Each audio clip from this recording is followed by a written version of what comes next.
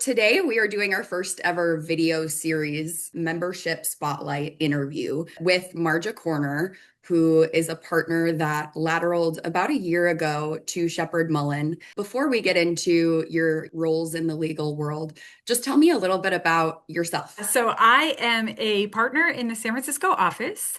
I have lived in San Francisco for almost 10 years with my husband and my enormous brown dog, Maisie. We love the Bay Area because it allows us to get outside and hike and run and play with Maisie.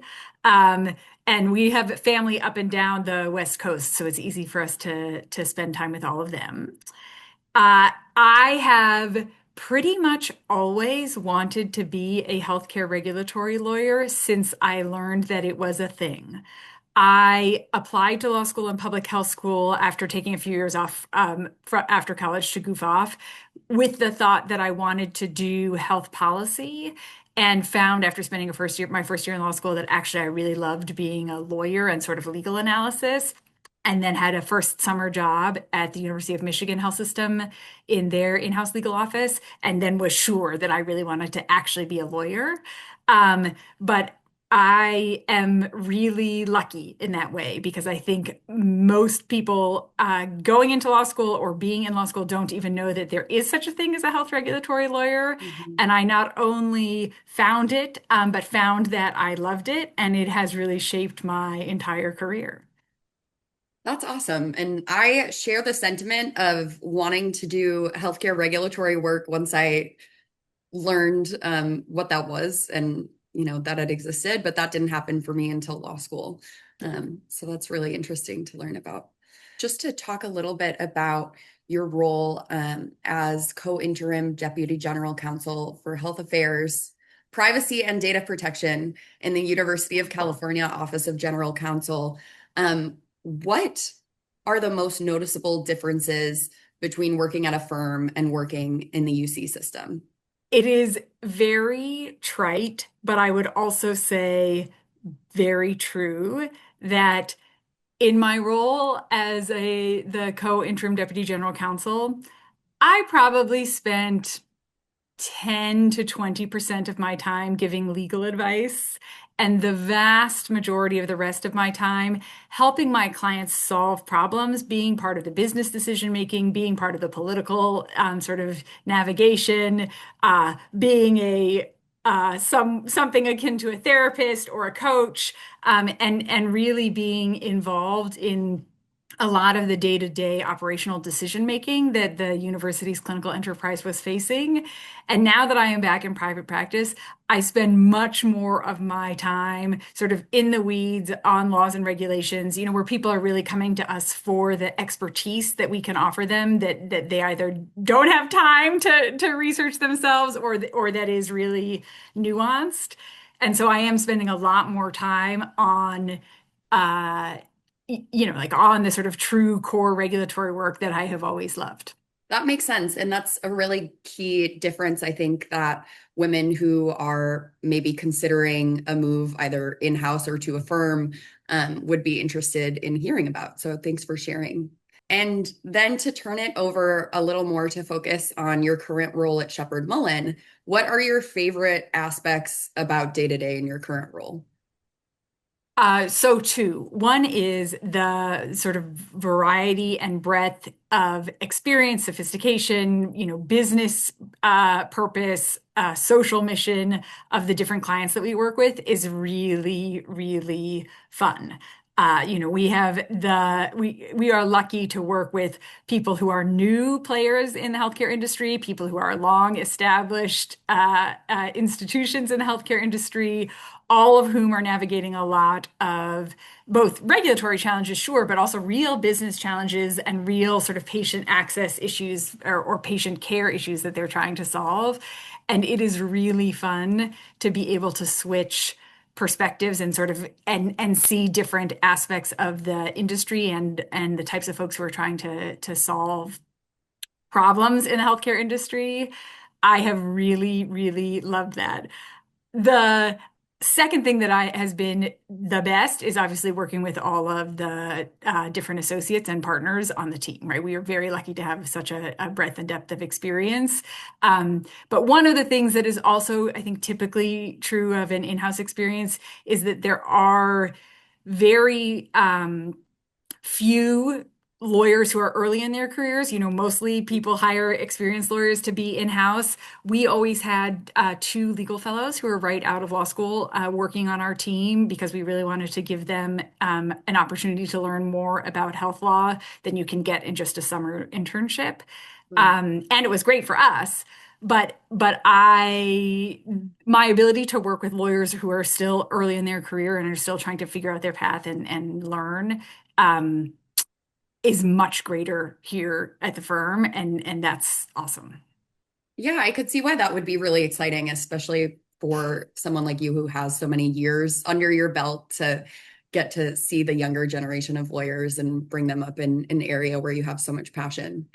What have, on the flip side, been your greatest challenges in your career? And this doesn't have to relate to any particular position that you've had.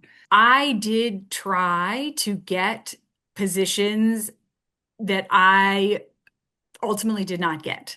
And that is a very difficult um, time, I think, at any point in your career, right? But Mm. particularly when, like in my case, I had a very clear idea of sort of what I wanted to do and what I hoped a career path might look like. And it doesn't always go as planned, or it's just not necessarily the right time. And being brave enough to both ask for feedback about like where I fell short compared to the candidate that ultimately got the position, or what I could do to add to my experience in order to be ready for the next position, was scary. I do not like, I'm sure none of us like to feel rejection. But First. it really was informative. It was absolutely worth it for me to put myself and name forward, even though I ultimately was disappointed and didn't get the positions.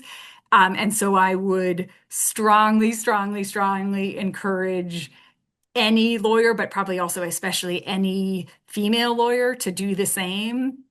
That you read all the time in trade press everywhere, right, about how women are less likely to put themselves forward if they don't yet have all of Right. the skills that are listed in the job description, right? And I am sure that I have also, or I guess I would say I know I felt that way. I Mhm. did put myself forward. I didn't always get the position, right? And there are two circumstances where I didn't. But I do think it was absolutely the right thing to do for me to push myself in terms of my professional development and to also figure out what else I need to do to further develop in order to be able to get those types of roles. I'm glad you brought that up because I think the uncomfortable feeling of rejection, even though we know it's part of the process, is difficult for everyone. And I have been hearing from a lot of younger lawyers that it's very difficult in this economy right now to make Yeah. switches. So I'm sure that's reassuring advice for a lot of people who are, thinking about a move in the future or have maybe it hasn't worked out for Yet. them. Yeah. Exactly. Yeah. Yet. Yeah. And that's the hope that, we love to hear from lawyers with many years of experience, because it is reassuring for Yeah. sure. What in your career have you been most proud of? So that is hard, right? Because I guess I would say part of what I care most about is also showing up in my career as a caring human. So that still matters to me, probably more than anything else. And it Um, shows working with you. Absolutely. I'm glad because we are not always at our best when we are all in high stress situations. But I Sure. really that really matters to me.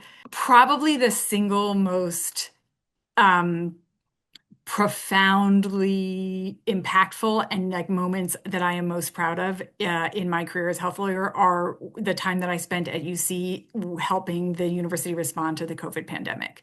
Because Mhm. it is very rare in my experience to be able to call up regulators and literally have them say, okay, tell us what you need waived. We will waive it. We will make whatever needs to Right, happen. We will make it happen.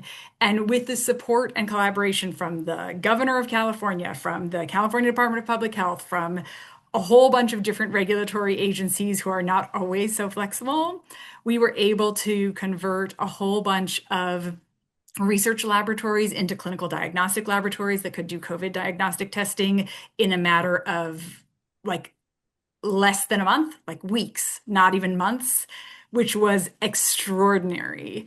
And I worked with executives that were making so many really difficult decisions with very scarce resources, Mhm. trying to figure out how to manage personal protective equipment, trying to figure out where they were going to secure supplies of drugs and other necessary supplies when we couldn't get them from our normal supply chain sources, trying to help support emotionally all of the healthcare professionals who were working round the clock. It was the most important contribution I felt like I have ever made as a healthcare regulatory lawyer. I was so profoundly touched to be able to be, just like some small part of the support for the people who are really on the front lines. Yeah, I think that's a great part about being any kind of a healthcare lawyer is when you feel like you're really able to help the people who are providing care Yeah. actually every day to patients. So I bet it was, even though so stressful for everyone, an exciting time to at least feel like you were able to help get the regulatory flexibility that you needed with the support of regulators. Yeah. Yeah. Now, what are, if you want to share something a little more fun or obscure, are there any highlights in your career that people are less likely to know about, like the smaller moments for you?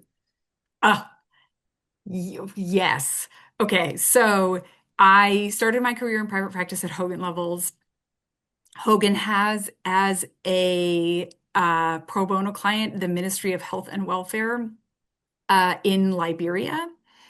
Wow. And at the time that I was a baby associate, the health minister, was trying to enact some comprehensive mental health services reform because unfortunately, in the aftermath of the civil war in Liberia, the vast majority of mental health professionals left the country.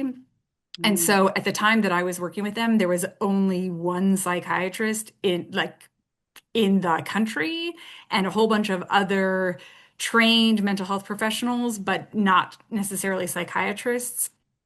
Uh, and they had some very archaic laws that don't respect sort of civil rights and really reflect a deep stigma and distrust of mental health issues. Sure. So I helped draft the legislation. I traveled to Liberia and presented the legislation to a bunch of stakeholders. Oh my Uh, there goodness. was a lot of really significant community input, as you might expect. So it was a pretty um, contentious is not necessarily the right word, but very active vocal hearing with a lot of different very strong stakeholder views. And then in the end, it took a while, but they did eventually pass the legislation and enact it. Wow, Yeah. that's phenomenal. Yeah. Yeah, that It was doesn't sound awesome. that doesn't sound like a small moment to me at all, but definitely I'm glad you shared because otherwise how would we learn about that? And that sounds like a really pivotal moment for personal development. I can only imagine if I was able as an associate to go to another country to have an experience like that. That's awesome. Yeah, it was also, profoundly moving. And I think, one of the things that is also I think a little scary coming out of law school, and probably at all points also in your career is figuring out how you are going to manage a very contentious or frankly angry conversation, right? A difficult conversation. Yeah. And That never happens. no, right, exactly, right. But But having that experience of being in a room with so many stakeholders who care so much and have such strong views and figuring out how to respond to them, make sure that I am hearing what they are saying, that am of course respecting what they are saying, but also not allowing anybody to sort of overrun anybody else was really, really, really helpful. I think in my overall professional development as as an advisor. Yeah, that sounds like it would be really valuable for anyone in transactional work. I feel Yeah. like our craft is getting the parties to agree. Um, and so I could see why that would have served you well as getting that experience early on. Yes, absolutely. So, in terms of work-life balance, I know this is a word, a term that means something different to everyone. But I'm curious from you about how your work-life balance has shifted or maybe been defined differently while working at a firm versus in-house. Yes. So I would say I'm still trying to figure that out. Um, One of the things that I think has deeply enhanced my work-life balance at a firm is the flexibility that I have. So obviously, I need to be available to clients when they want to have calls and need to be extremely responsive to whatever burning emergency like emerges. Um, but the ability to be able to step away or schedule it at times that work best for me, right? Or work late at night instead of in the middle of the day because in the middle of the Yes. day I want to be able to go, have some personal appointment or just walk outside when the sun is still out, right?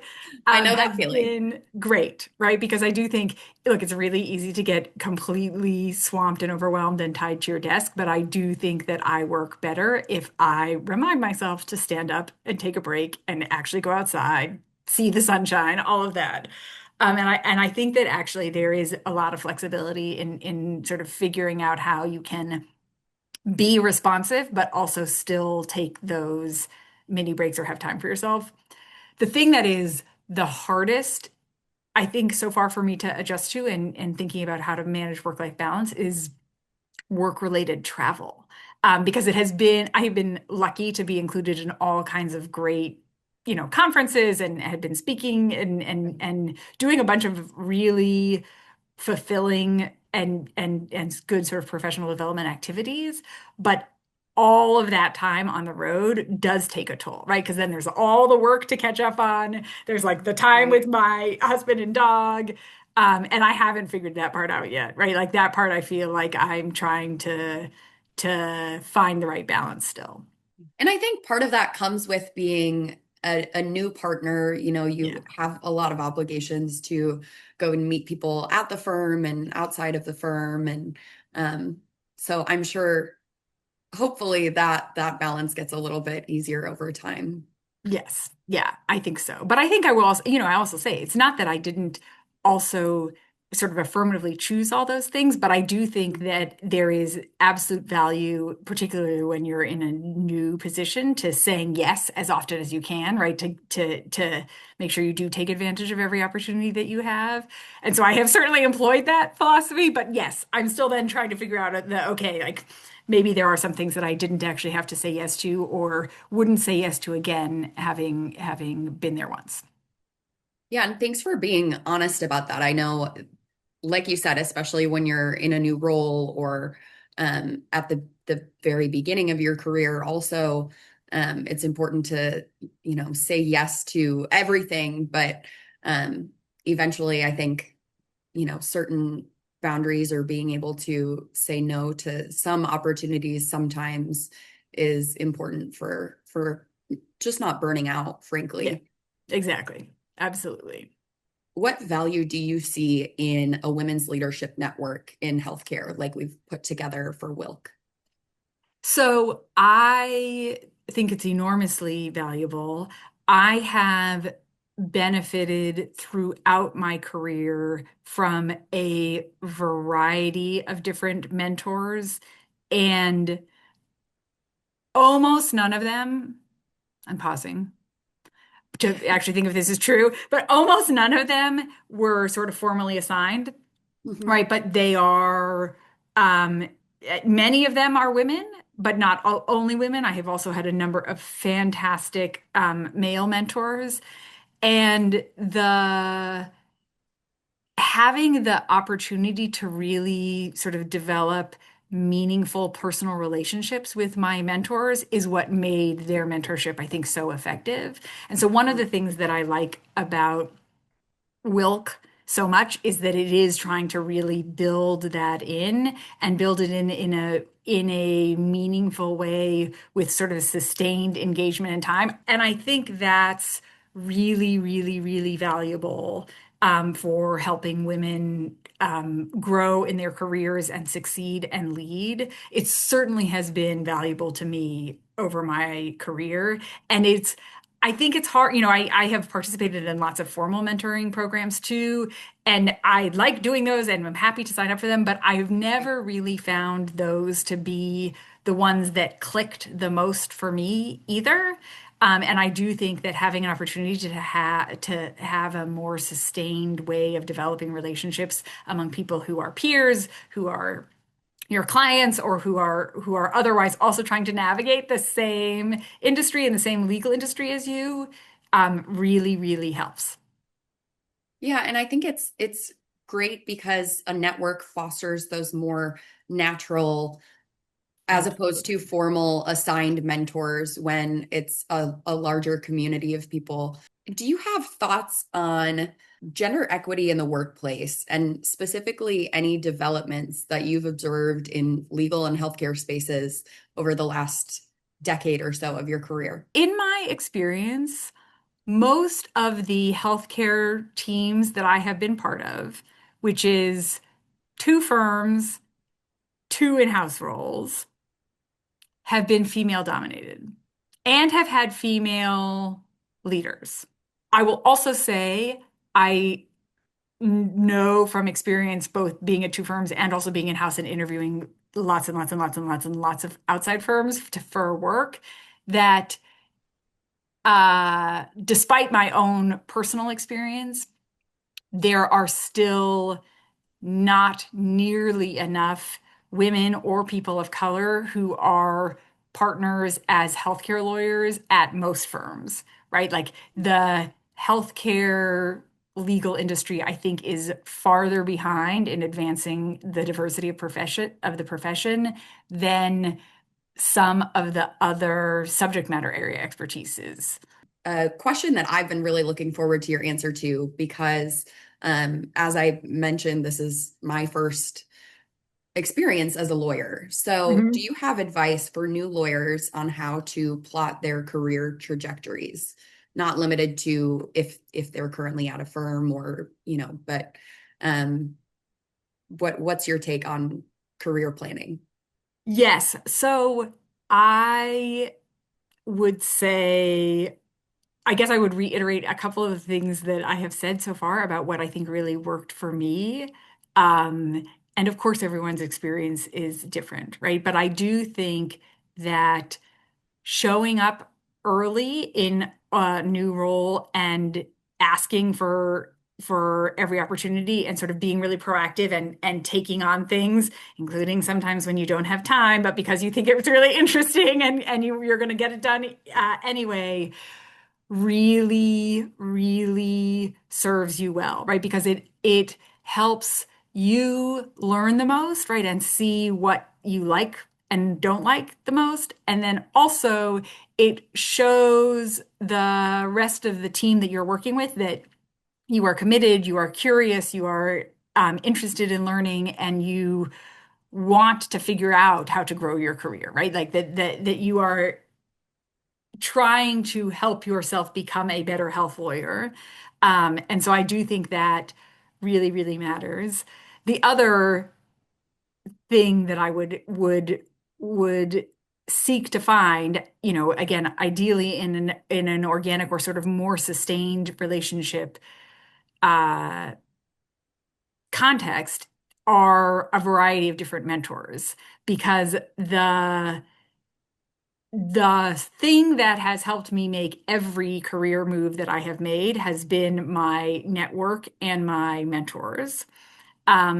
The thing that has helped me develop my expertise and become become a subject matter expert in a lot of different healthcare regulatory areas has been my willingness to take on something new and to learn it and to dive in even at times when it's not convenient, but because like things are happening and the world is changing and if you want to be continuously learning and growing in your career, I think that attitude really takes you a long way. So it sounds like your medicine, instead of planning, would be to sort of take the most out of whatever your current role is and Mhm. just seek out learning opportunities and maximize what you're able to get out of your current role Yes. rather Yeah. than Yes. And plotting then for make them. friends with lots of people so that you know where people are in other roles, because when you then start to find that you don't want to be doing your current role, then hopefully you have people you can turn to for advice and or an introduction or who will just hire you. Right. The importance of a network, ladies. Yes, exactly. And what would your most valuable piece of advice be for a woman looking to enter the healthcare and life sciences industry that you haven't already covered? And if you want, you could think of maybe a lawyer who is interested in healthcare work, but not completing that as a part of whatever their current role is. One, be curious.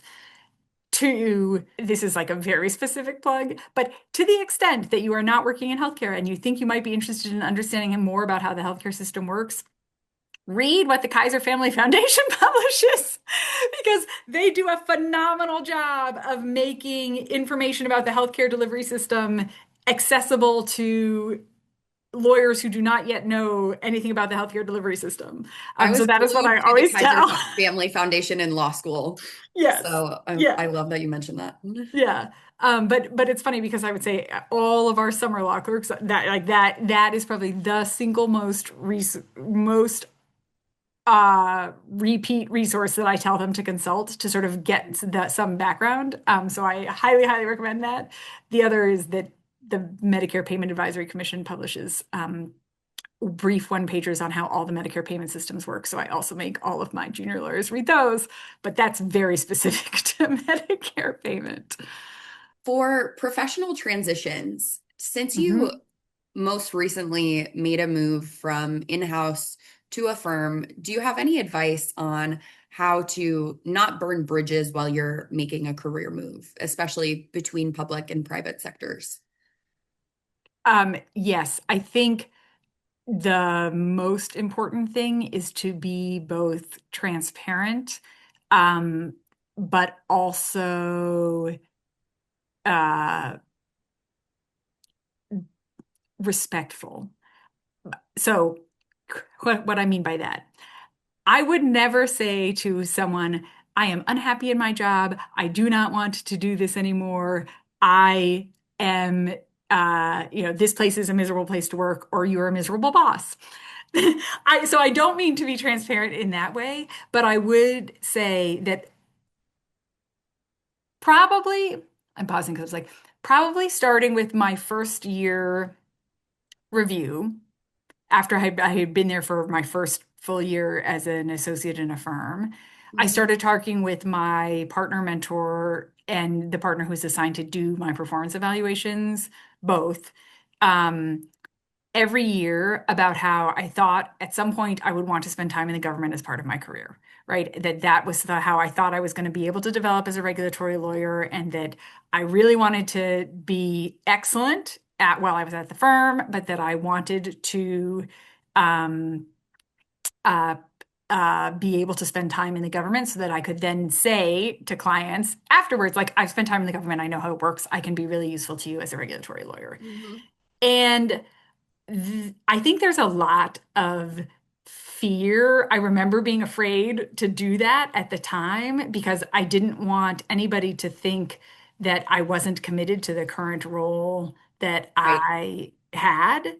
But I actually think that it was enormously helpful, and it helped those partners help me find the right opportunities to grow.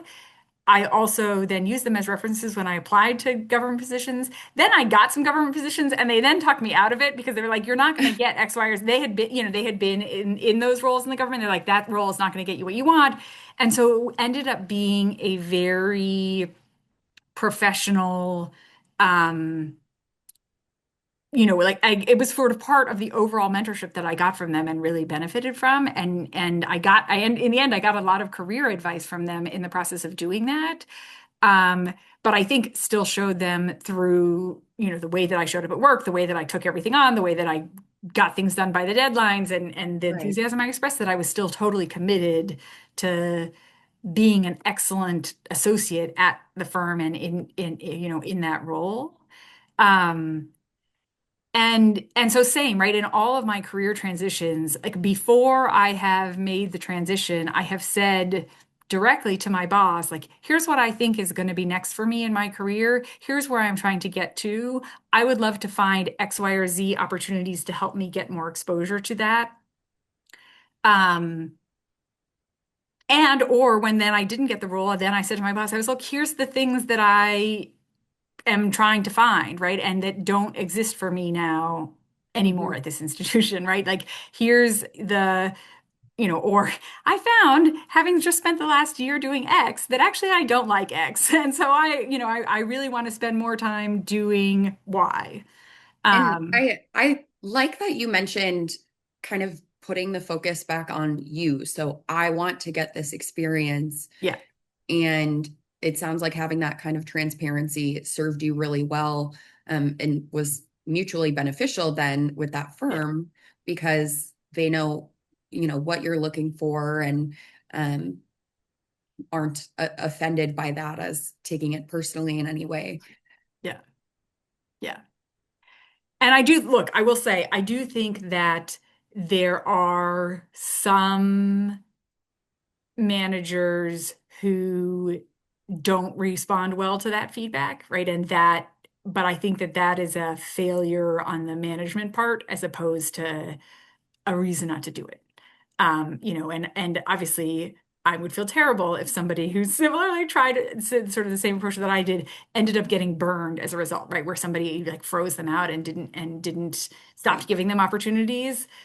But I like that is so short-sighted on the manager's part, right? And uh, I think it is rare. I think it is much, much, much more common that most managers want to see their folks succeed, right? Want the people on their team to continue to develop and grow and have the opportunities that they're looking for, right? So if you're framing it in a positive, proactive way, like here's what I am looking to get, X, Y, or Z thing, the the more senior people that you are working with, I think, want to help you get that.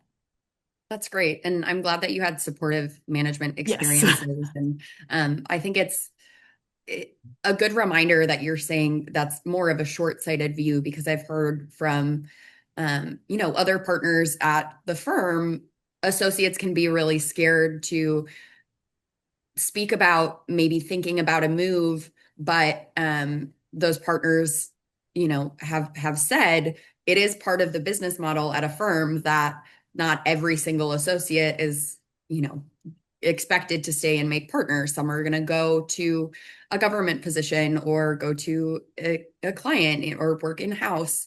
Um, so it takes a little bit of the pressure off in that way, but Yeah. that's good advice.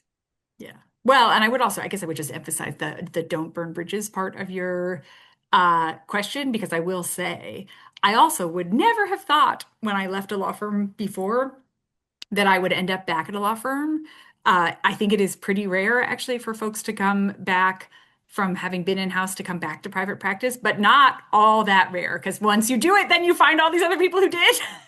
Um, but you just don't know, right? Like you never know what other things might change in your life or in your career that will cause you to make another career change. And so certainly being respectful even as you are finding that and staying, like, not silent quitting, right? Like staying committed until you leave, even if you find yourself in a role or a place that you don't like, I think is really important. I will just give you the opportunity here if you have anything that you wanted to share about your experience or advice to WILC members that we haven't covered. I think the only other thing I would say is I do really hope that we can continue to try to grow Wilk as a sense of community, right? Where we really do have sustained engagement from all of the members so that people really do have a chance to get to know each other, to get advice from each other, and support each other. That's great. Well, thank you so much for your time today, Margia. And I'm so glad you joined the firm and that I get the pleasure of working with you and that you were willing to pass along some of your advice. My very great pleasure.